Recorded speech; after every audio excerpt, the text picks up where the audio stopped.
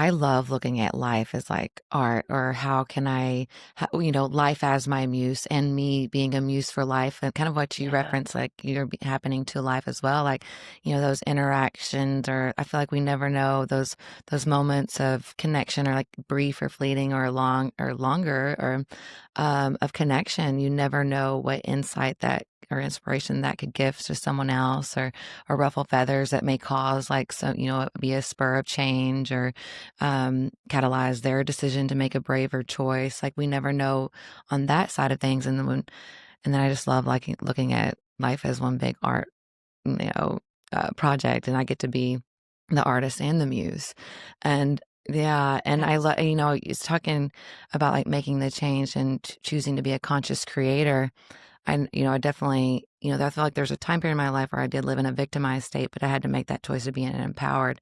It can feel like it's a shit ton of Mm, responsibility when you're like, oh, I am all of mm. those roles, director, writer, um, all of it, right?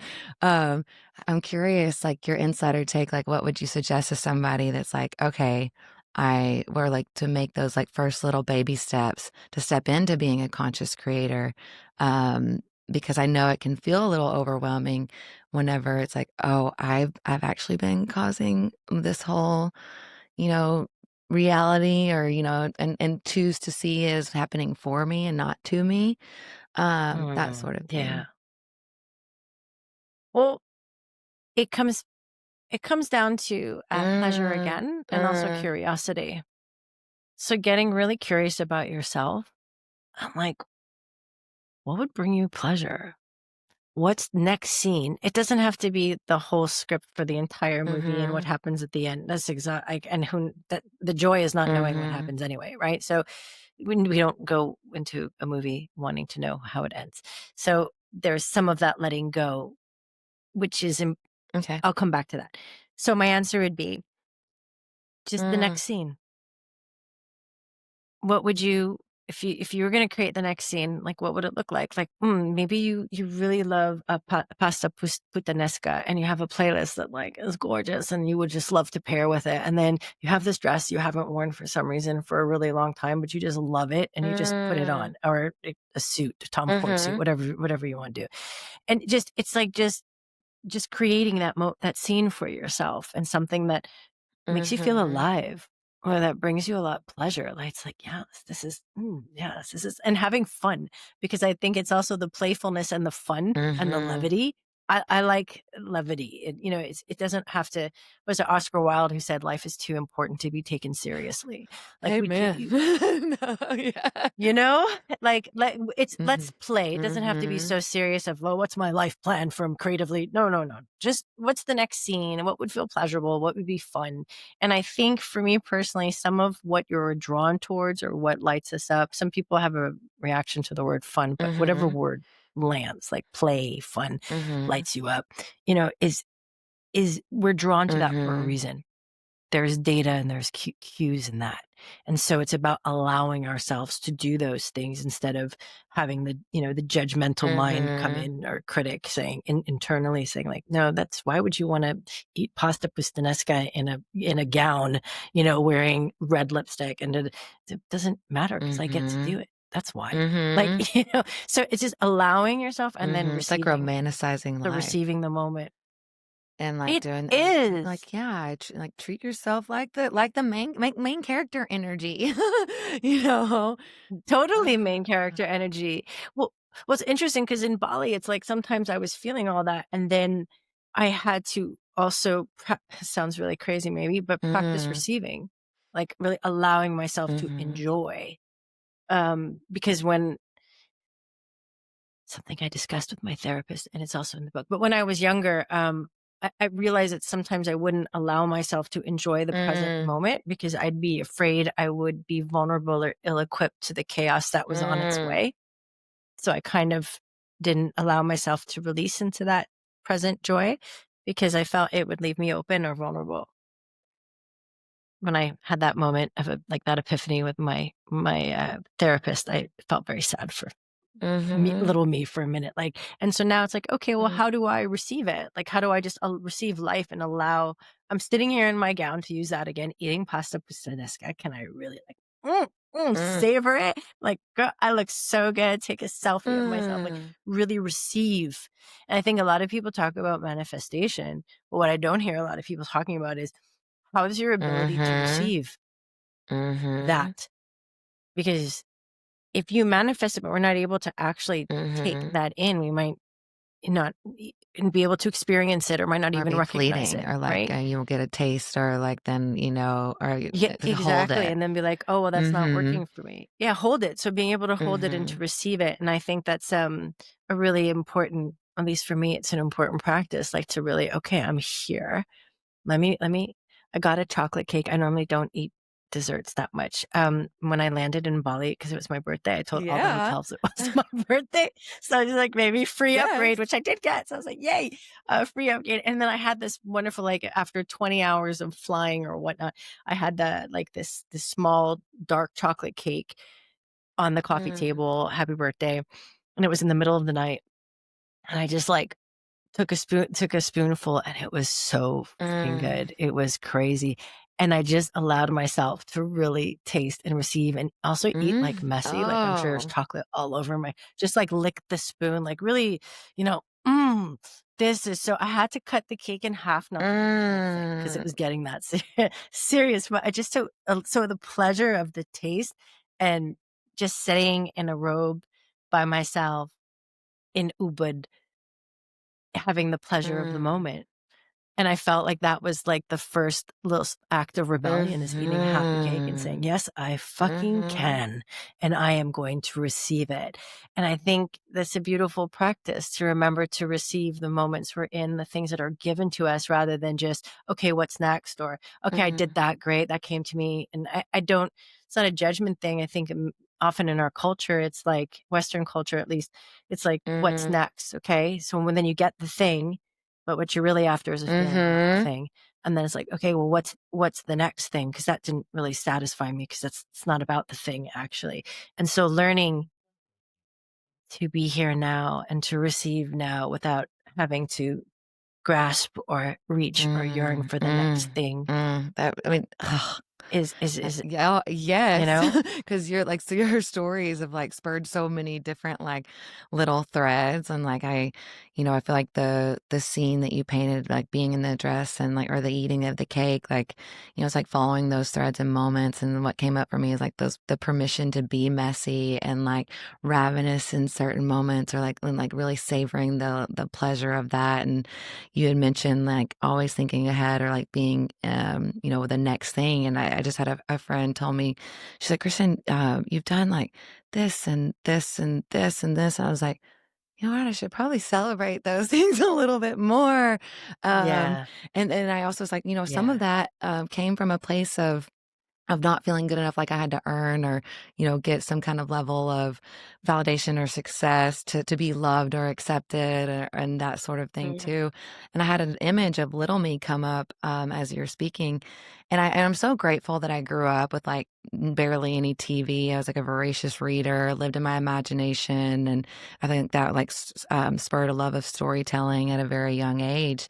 But it was also now like looking back through therapy and just other self-reflection moments, I was like, I didn't really feel safe in like the younger environment. So I was going into my imaginative play states, or getting lost in a book, or creating, because it's like that environment felt a little unsettling or chaotic.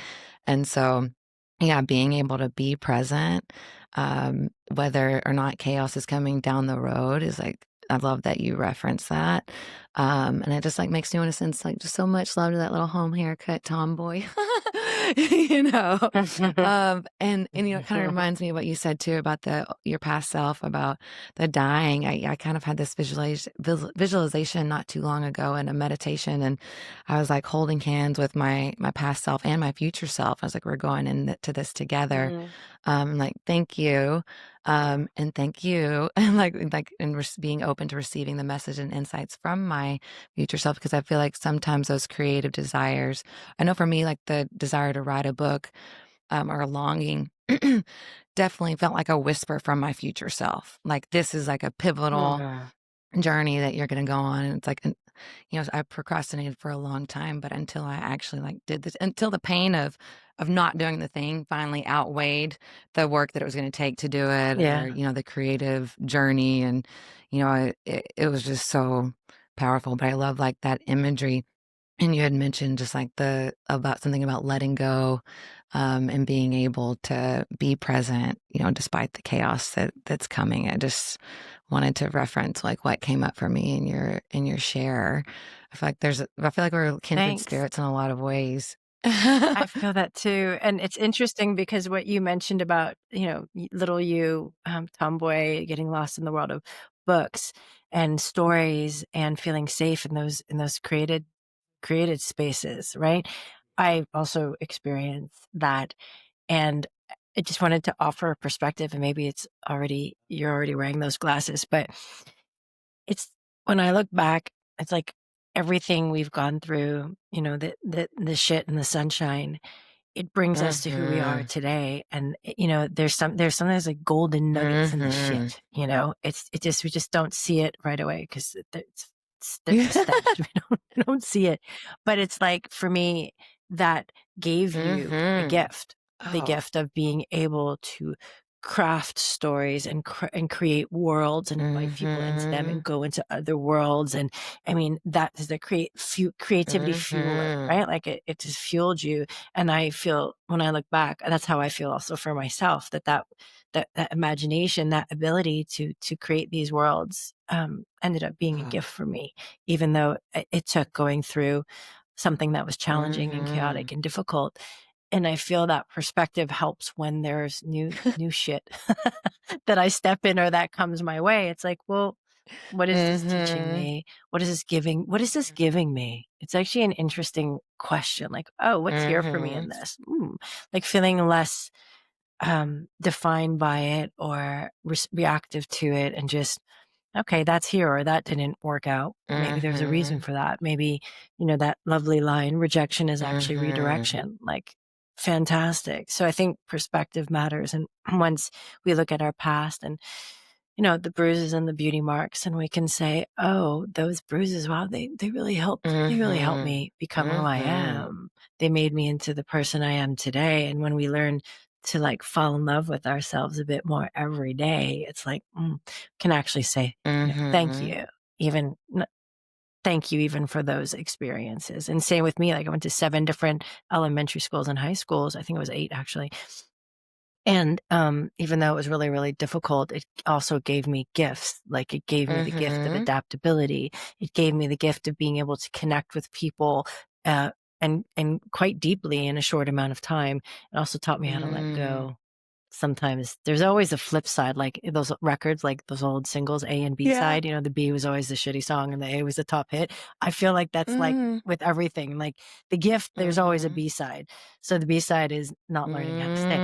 So I love that visual there's too, always something, of like flipping the track, and right? like I used to make my own mixtapes. We can make your own mixtapes, and I love that too. Like sometimes, thank you for like using that language to describe it and position it. Sometimes when I'm in the shit today, I'm like I have a firm belief that like all things work out for good for me, even if I can't see it in that moment. So Hmm. sometimes I'm like, Yes, me too. okay, I don't know how that this is working out for me yet, but I trust that it is, and I trust that I will find find or assign the meaning that will best serve me. It's coming, but maybe like I just got to feel the mess and release it and just go through it.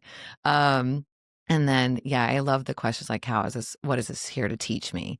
And light it up. I had a very an interesting journey with my stepdad. Like he opened up worlds for me and like was very paradigm shifting, like like showed religion on a map for me and told me, he's like, oh, you likely only believe what you grew up around. And when I prompted like why we weren't going to church anymore, I was like, am I going to hell? And it was Mhm. color coded by different regions. And I was like, well, if this is true for religion, what else is Wow. it true for? Everything. It's a big shift for like a Yeah. junior high schooler to have. And then they sat me down and like made Wow. me watch The Secret before I went off to college. And so had that experience. But then later on, whenever they divorced, I wanted to keep the relationship with him. And then, but he came on to me while I was sleeping and like kind of like sexually abused me in the middle of the night one time. Oh, I I'm say so all this sorry. though because after writing my book, and I wrote it with the perspective of him being alive, and maybe reading it one day. I finished the first round of edits. This was August 2020, and I found out he died. And I had been working on forgiveness. I had communicated my forgiveness to him, and forgiving myself for feeling naive, all the things. But I was also reading a book called Many Lives, Many Masters in that moment. And so Mm, once my mom told me that he had died, it was like this interesting release, energetically, that I felt. And I was like, oh my God. I was like, he shaped my life in different ways, like in the beautiful and in like the more, traumatic, and like both of those, so that mm. through the expression of me through my book, it would have the highest healing of all. And I truly believe like we made an agreement before we came into this lifetime for him to impact my life in these, positive and negative ways, so that if I choose to see it through that lens of all of it working for me, then I can alchemize it. It can be a gift to myself, gift to the world, and like become, can be a part of my conscious creator journey. And so it was just like a very like, whoa. And so then I wrote back, had to go back and then, heal and, feel all the feels, and like anger for like him not being able to read the words, or like that attachment that I felt to that. Mm. So it's just a very like interesting journey that I think like references a lot of the moments and key points that you've touched on and spoken about too. Yeah.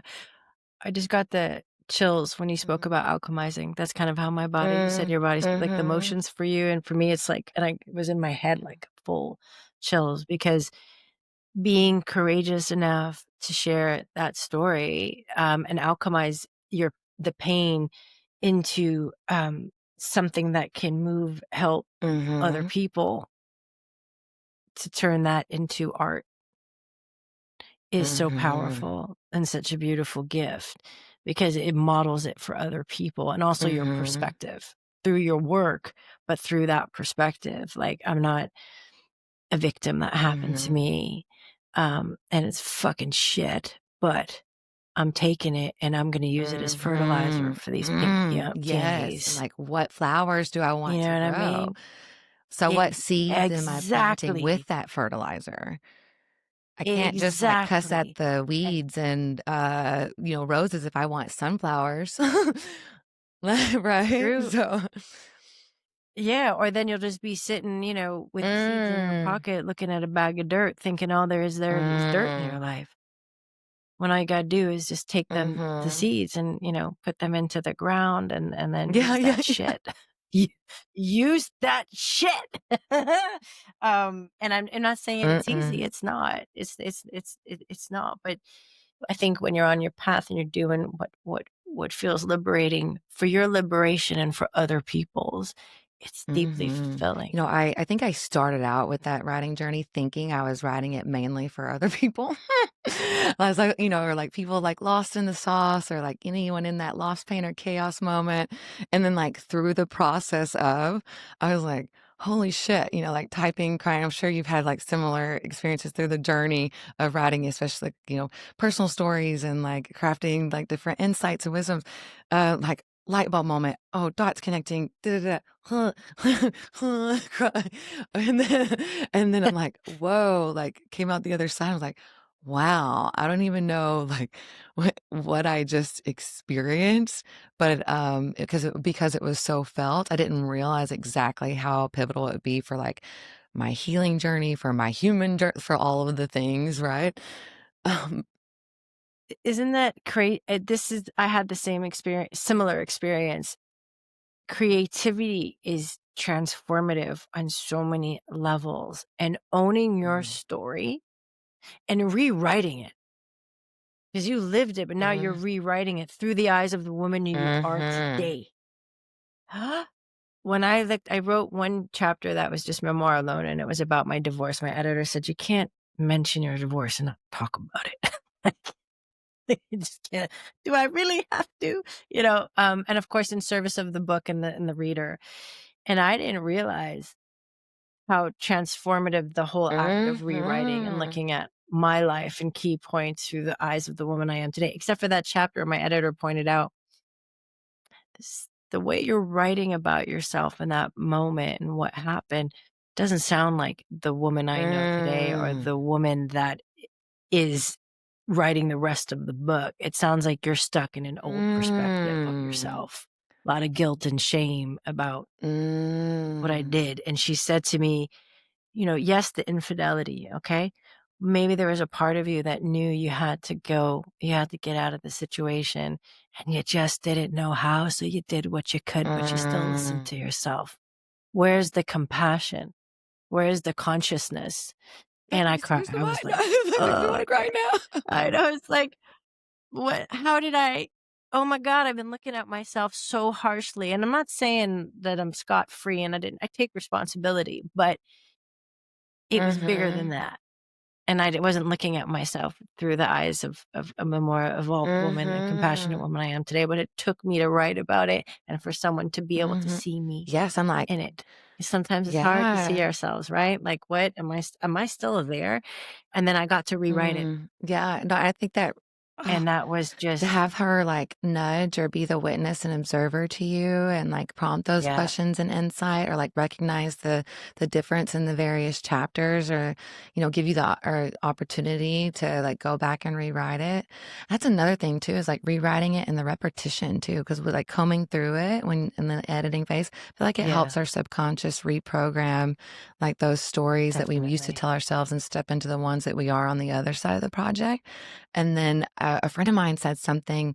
He's like, sometimes I like to go back to old books I've visited or read or written or, works of art in general. He's like, but he was particularly talking about books and stories, like, because as I change, the words on the page change. Hmm, And it's like, oh, that's interesting. Like, so as we change and evolve, the words that we've written may change and evolve or land differently. And we also have the absolutely. power to go back and rewrite all of that for this that serves us best. And why not? We have that ability. Exactly, and I think it's something that anyone and Yes, everyone yes, I do can too. do. You don't have to be a Yes. published author to do that, and the using personal narrative as, like, the healing transformation, for Mhm, whatever the words, is really mhm, powerful. Or mhm, reclamation. Let's use that mm, word instead, like a reclamation of my story, mhm. myself. I get to choose how I see my life. I get to choose how I see my circumstances. That's my Hell creative yeah. choice, and I get to write about it. I get to re-script it, and I remember reading, I think it was in, Mm, Body Keeps the Score, where he mentioned the very healing practice of theater and being able to mm, recreate scenes that were traumatic in your life and, like, choose differently on stage, mhm, do you know? And how healing that was mm, because the body is, like, going through the motions, you're being witnessed, you're in community, and you're able to choose the scene mm. differently. What a powerful, like, modality to create or offer too. I'm Right. like, I'm getting it, like, that's so powerful. I'm like, how can I play that out? And bringing in play again and, like, get to choose. I know it, like, it can be deeply, vulnerable moments, but, like, yeah, how beautiful. And you said reclamation, and, like, what came up for me is, like, that act of reclamation, or is an act of rebellion. And, like, all those other, Yeah. like, little soft ways of rebellion, I'm like, "We have 1 minute left." I'm like, now, like, the little, uh, signs on the clock is, like, ticking down. I'm like, "Ah." I just wanna thank you for coming on and offering all your insight and gifts and, like, the little ways that we can be rebellious and reclaim our creativity and ourself and our personal narratives and the stories and the lives that we wanna live. I'm gonna put all of your stuff in the show notes, but I'm gonna give you some space here to just drop anything that you wanna add too. Oh, I goodness, it feels like know, such I a abrupt know. ending. It's like, "What?" I might have to It's have you like back it's like you're on. kicking me out of bed. No, You just climaxed, no, and you're I kicking have me to out have of you back on. Yeah, I know. No, just teasing. Okay.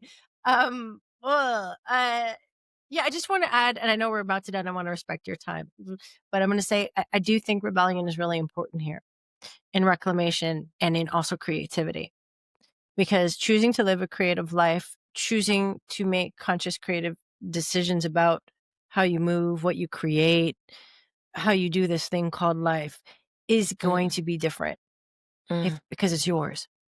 There's no one out mm. there like you.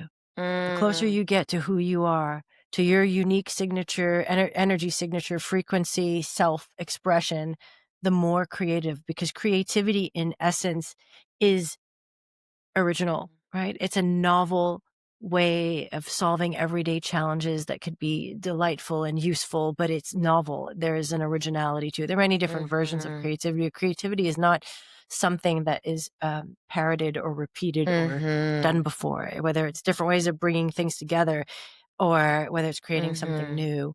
But what makes it unique is Mhm. you. And so by definition, it is going to look Mhm. Like you have different. a unique, And that's how yes. you know, You have right? a neat Yeah, your unique own vibratory signature, and so it's gonna be different. exactly. And I think that can be difficult because we look to other people, "Oh, well, what's that person did that thing and was really successful and I'm doing something else." And it's like, "Yeah, because that Mm. worked for them. Mhm. That that might not work for you because it's not yours, it's Mhm. theirs." So doing the work of figuring out what works for you, what moves you, what pleases you, what desires you have. Your desires are yours for a Mhm. reason. What you are yearning to create in the world, make real in your world, requires a rebellious streak Mm. and some visionary Mm. tendencies. To say like, that's cool. You do you. That's nice. You can celebrate everybody else. That's lovely. And I'll learn different things, of course, from different people, but I'm gonna do it Mm. my way. And I'm gonna trust myself that to to do and to create whatever it is I'm moved Mhm. to. And to trust that it will look different because it's Mhm. supposed to, because it's I mine. love that. Thank you. Thank you. That's a beautiful note to end on. If I had a mic in my hand, I would drop it, but I won't drop this one because it's a rental. Thank you so much. Thank you so much. It's been an absolute pleasure. Speaking of pleasure, just going full Yes. circle from how we started, it's been an Mm, absolute pleasure spending this time with you and connecting so openly. And thank you. thank you. Thank you. Thank you, Thank you. sister. Thank you.